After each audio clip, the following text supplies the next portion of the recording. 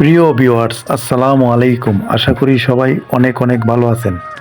আজকে যে মেডিসিনটি নিয়ে আলোচনা করব, মেডিসিনটির নাম হচ্ছে জেডএনএফ। এর জেনেটিক নাম হলো ফলিক অ্যাসিড জিঙ্ক সালফেট।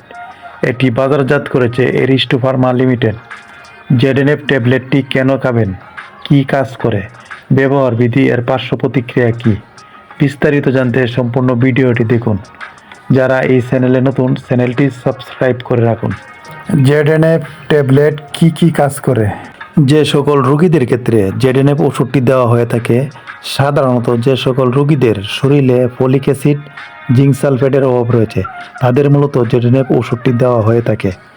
যে সকল রোগীদের রক্তের পরিমাণ খুবই কম, ত্বক ফ্যাকাশে হয়ে যাওয়া, চুল পড়া, শরীর দুর্বল হয়ে যাওয়া, মাঝে মাঝে ডায়রিয়া হওয়া, শরীরে রোগ প্রতিরোধ ক্ষমতা কমে যাওয়া, তাছাড়াও গর্ভবতী মহিলা যারা রয়েছেন তাদের জন্য গর্ভধানের প্রথম 3 মাস এই ট্যাবলেটটি দেওয়া হয়, যাতে করে গর্ভের সন্তানের রক্তশূন্যতা দেখা না দেয়।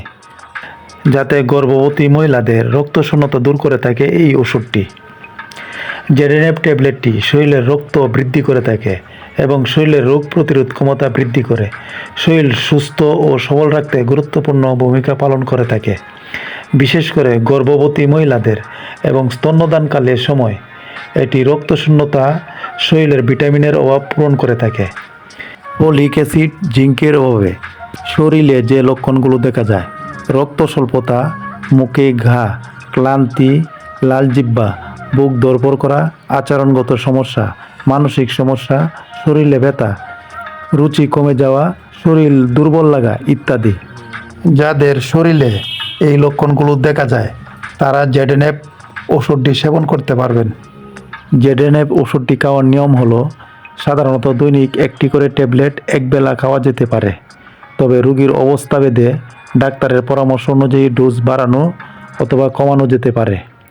এই ওষুধের তেমন কোনো পার্শ্ব প্রতিক্রিয়া দেখা যায় না। মাঝে মাঝে বমি বমি ভাব, পেটে ব্যথা, মাথা ঘোরানো ইত্যাদি। আজ এ পর্যন্তই। ভিডিওটি যদি ভালো লেগে থাকে অবশ্যই চ্যানেলটি সাবস্ক্রাইব করে রাখুন।